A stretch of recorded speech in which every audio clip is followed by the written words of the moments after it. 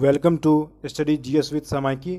और आज हम लोग देखेंगे वीकली करंट अफेयर्स 26 जुलाई से 1 अगस्त 2021 तक। तो जो भी महत्वपूर्ण क्वेश्चन यहाँ पे बन सकते थे आज हम लोग इस वीडियो में कवर करेंगे। तो चलिए आज हम लोग शुरू करते हैं। पहला प्रश्न लेते हैं। तो पहला प्रश्न है, हाल ही में किस राज्य सरकार ने बांस औद्योगिक पार्क की आधारशिला रखी है? ए बिहार, बी पंजाब, सी दिल्ली, डी असम। तो इसका उत्तर हो जाएगा डी असम। तो असम के मुख्यमंत्री हिमंता बिस्वा शर्मा ने डिमा हसाओ के मानदेर डिसा गांव, याद रखिएगा, मानदेर डिसा गांव में एक बांस औद्योगिक की आधारशिला रखी है।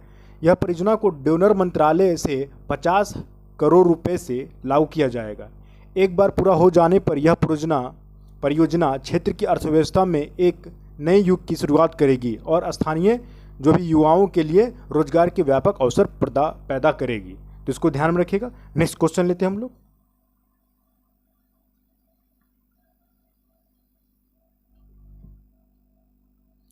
अमेरिका में चीन के नए राजदूत के रूप में निम्न में से किसे नियुक्त किया गया है? ए किनगांग, बी अली गेमिंग, सी हाओ यांकी, डी नोंगरोंग। तो इसका उत्तर हो जाएगा ए किनगांग। तो अमेरिका में चीन के नए राजदूत के तौर पर किनगांग को नियुक्त किया गया है। किन ने चीन और अमेरिका के बीच बेहतर संबंध बहाली को लेकर आश्वासन दिया और कहा कि मैं अमेरिका के लिए कामना करता हूं कि इसे जल्द ही महामारी से मुक्ति मिले। और बता दें कि किन 2006 से और 2014 में चीन के विदेश मंत्रालय में प्रवक्ता की भूमिका निभा चुके हैं।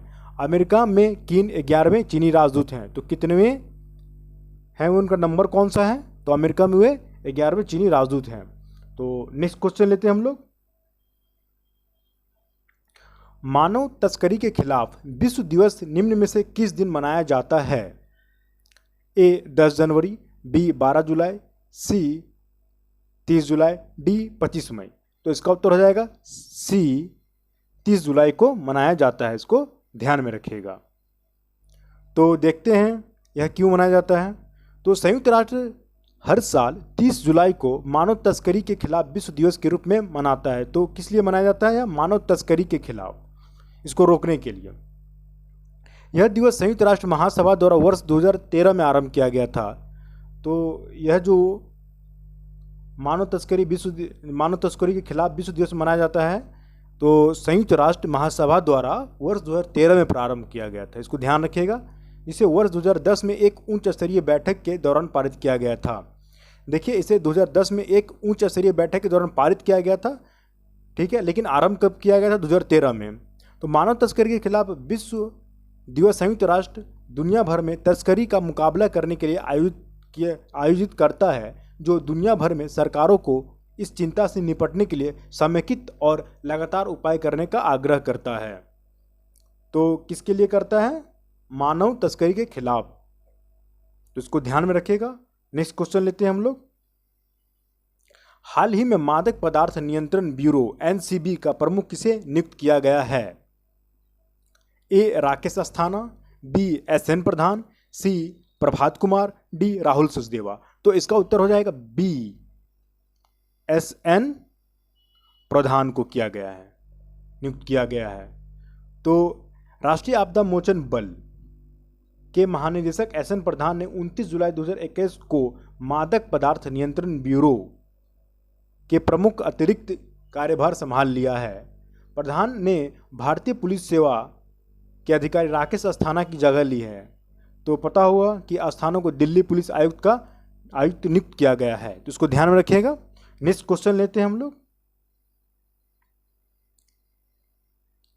हाल ही में भारत के किस पूर्व महान बैडमिंटन खिलाड़ी का 88 साल की उम्र में निधन हो गया है? ए चेतन आनंद, बी प्रकाश पादुकोण, सी श्रीकांत किदम्बी, डी नंदू नाटेकर। तो इसका उत्तर हो जाएगा डी नंदू नाटेकर का निधन 88 साल की उम्र में हो गया है। भारत के पूर्व महान बैडमिंटन खिलाड़ी नंदू नाटेकर का निधन हुआ है। वे 88 साल के थे, नंदू भारत के पहले बैडमिंटन खिलाड़ी थे जिन्होंने देश के लिए अंतर्राष्ट्रीय स्तर पर पदक जीता था। तो पहले अंतर्राष्ट्रीय खिलाड़ी थे जिन्होंने देश के लिए पदक जीता था अंतर्राष्ट्रीय स्तर पर। यह उपलब्धि उन्होंने साल 1956 में हासिल की थी। अपने बैडमिंटन करियर में Nandu Natekar all England badminton championship के क्वार्टर फाइनल तक पहुंचे थे। इसके अलावा उन्होंने 6 बार नेशनल चैंपियनशिप का खिताब जीता है। तो इसको ध्यान रखिएगा, महत्वपूर्ण क्वेश्चन बन सकता है ये। तो भारत के किस पूर्व महान बैडमिंटन खिलाड़ी का 28 साल की उम्र में निधन हो गया था? नंदू नाटेकर। इसको ध्यान रखिएगा, क्वेश्चन पूछा जा सकता है। नेक्स्ट क्वेश्चन लेते हैं हम लोग। विश्व प्रकृति संरक्षण दिवस वर्ल्ड नेचर कंजर्वेशन डे निम्न में से किस दिन मनाया जाता है? ए 10 जनवरी, बी 12 मार्च, सी 28 जुलाई, डी 20 अप्रैल। तो इसका उत्तर हो जाएगा सी 28 जुलाई को मनाया जाता है। विश्व प्रकृति संरक्षण दिवस हर साल 28 जुलाई को मनाया जाता है। ये दिन प्रकृति और पर्यावरण के महत्व का प्रतीक है। धरती को बचाने में संसाधनों के संरक्षण की महत्वपूर्ण भूमिका है। उसकी प्राकृतिक सुंदरता में संतुलन प्रकृति के कई हिस्सों जैसे पानी, हवा, मिट्टी, ऊर्जा, मिनरल्स, वनस्पति, पशु पक्षियों को संरक्षित किया जा सकता है। विश्व प्रकृति संरक्षण दिवस मनाने का मुख्य उद्देश्य उन जानवरों और पेड़ों का संरक्षण करना है जो पृथ्वी के प्राकृतिक पर्यावरण से विलुप्त होने के कगार पर हैं। तो इसको ध्यान में रखिएगा। तो नेक्स्ट क्वेश्चन लेते हैं हम लोग। किस देश के प्रसिद्ध लोक गायक फकीर आलमगीर का हाल ही में निधन हो गया है? ए बांग्लादेश, बी भारत, सी भूटान, डी पाकिस्तान। तो इसका उत्तर हो जाएगा ए बांग्लादेश के थे। तो बांग्लादेश के प्रसिद्ध लोक गायक फकीर आलमगीर का कोविड-19 की जटिलताओं के कारण इनका निधन हो गया, ध्यान रखिएगा। उनका जन्म 21 फरवरी 1950 को फरीदपुर में हुआ था। आलमगीर ने अपना संगीत कैरियर 1966 में शुरू किया था। गायक सांस्कृतिक संगठनों, क्रांति शिल्पी गोष्ठी और गण शिल्पी गोष्ठी के प्रमुख सदस्य थे। इसको ध्यान रखिएगा। नेक्स्ट क्वेश्चन लेते हैं।